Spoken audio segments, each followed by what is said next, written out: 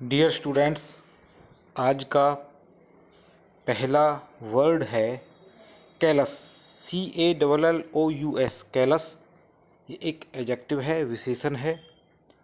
संवेदनाहीन, कठोर, निष्ठुर, जिसके अंदर दया ना हो, बहुत ही कठोर हो, संवेदना ना हो। Callous, CALLOUS callous. He showed a callous indifference to her sufferings. उसने उसकी सफरिंग्स के लिए, परेशानियों के लिए बहुत ही इंडिफरेंस, उदासीन, कठोर रवैया दिखाया। इंडिफरेंस नेक्स्ट वर्ड है INDIFFERENCE। इंडिफरेंस ये एक नाउन है। इंडिफरेंस का मतलब है, अर्थ है उपेक्षा, उदासीनता, व्यक्ति या वस्तु के प्रति रुचि या भावना में कमी। Indifference, your indifference to the needs of others is visible now. जो तुम्हारी इंडिफरेंस, उदासीनता है दूसरों की नीड्स के लिए, ज़रूरतों के लिए, अब विजिबल है, प्रत्यक्ष है, छुपी हुई नहीं है। नेक्स्ट वर्ड है कैलो। CALLOW कैलो। ये भी एक एडजेक्टिव है। इसका मतलब होता है नौसिखिया, अनुभवहीन, जो अभी अभी किसी काम में नया हो।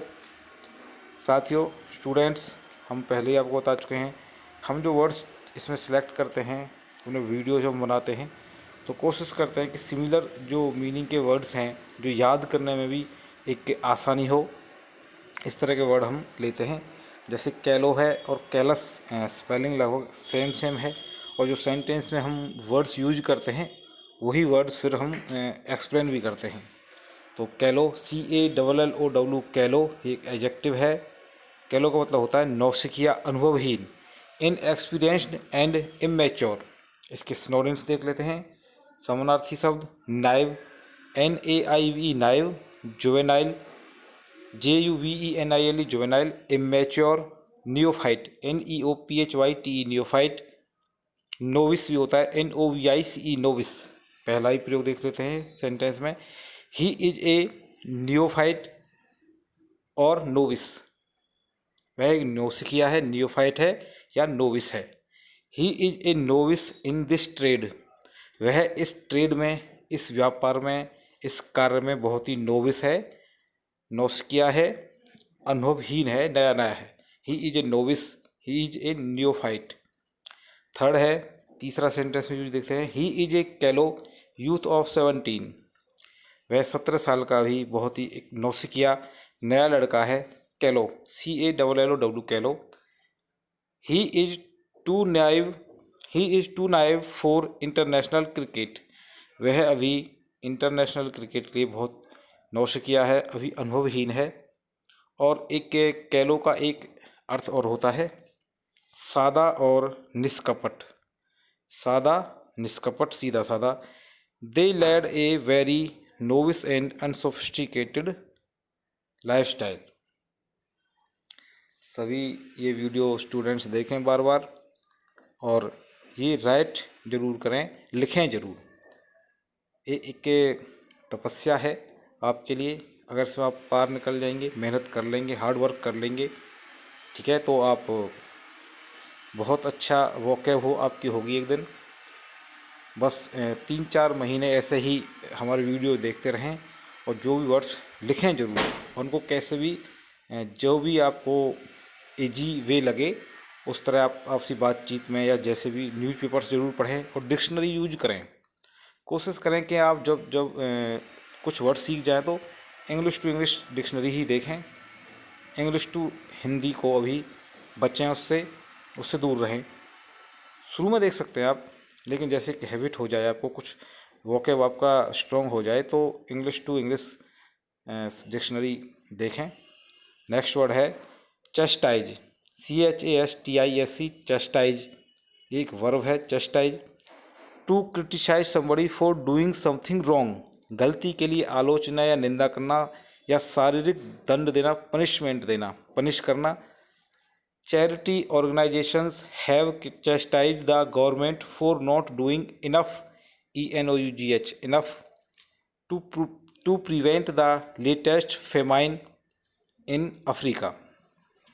चैरिटी ऑर्गेनाइजेशंस थे, उन सभी ने चेस्टाइज किया, आलोचना की सरकार की कि नॉट डूइंग एनफ, इतना ज़्यादा काफ़ी जितना ज़रूरत थी वो नहीं कर रही है। टू प्रिवेंट, रोकने के लिए, रोकथाम के लिए, the latest famine in Africa, Africa में जो भी अकाल है, फेमाइन है, उसको रोकने के लिए, उसे प्रिवेंट करने के लिए, PREVENT, प्रिवेंट करने के लिए कुछ भी नहीं कर रही है। इसलिए गवर्नमेंट को चेस्टाइज किया, यानी उसकी आलोचना की, क्रिटिसाइज किया। तो हम जब सेंटेंस में यूज करते हैं, जो भी वर्ड्स उसमें नए हमें मिलते हैं, तो हम को उन वर्ड्स पे भी थोड़ा फोकस करना चाहिए। जैसे प्रिवेंट है या फेमाइन है, एनफ है, ENOUGH। अब हम सिनोनिम्स देख लेते हैं चेस्टाइज के। एक तो है denounce, DENOUNC, denounce. Castigate, CASTIGAT, castigate. Condemn, CONDEMN, condemn. Admonish, ADMONISH, admonish.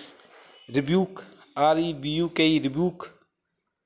रेप्रीमेंड, REPRIMAND, reprimand. Criticise, CRITICIZE, criticise. किसी की आलोचना करना, निंदा करना, किसी को गलत काम के लिए उसको, उसकी कमियों को उसके सामने बोलना, आलोचना करना या निंदा करना। ये जितने भी वर्ड्स हैं, ये सभी चाहे आप किसी भी लेवल की कंपटीशन की तैयारी कर रहे हैं, सभी के लिए और डेली यूज के लिए, जनरल कम्युनिकेशन के लिए भी बहुत अच्छे वर्ड्स हैं। अब कैस्टिगेट का हम वाक्य में प्रयोग देखते हैं, सेंटेंस में कैसे प्रयोग करेंगे। Castigate, CASTIGAT, castigate. Health inspectors castigated the kitchen staff for poor standards of cleanliness.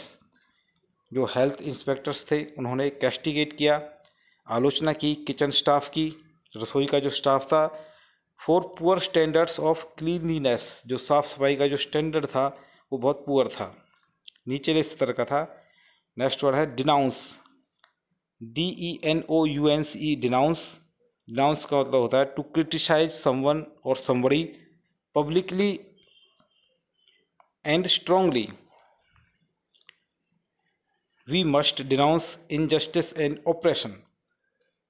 हमको जो भी ऑपरेशन है और इनजस्टिस है, अन्याय है, इसको डिनाउंस करना चाहिए, इसकी आलोचना करनी चाहिए। And second and last use है डिनाउंस का, the government's economic policy has been denounced on all sides. जो सरकार की, गवर्नमेंट की आर्थिक इकोनॉमिक पॉलिसी है, उसकी चारों तरफ से आलोचना हुई है, डिनाउंस किया गया है उसको। तो साथियों, हम आगे और बेहतर से बेहतर आपको जानकारी देंगे, वर्ड्स देंगे, फ्रेजल वर्ड्स, इडियम्स और ग्रामर से रिलेटेड भी वीडियोज बनाया करेंगे।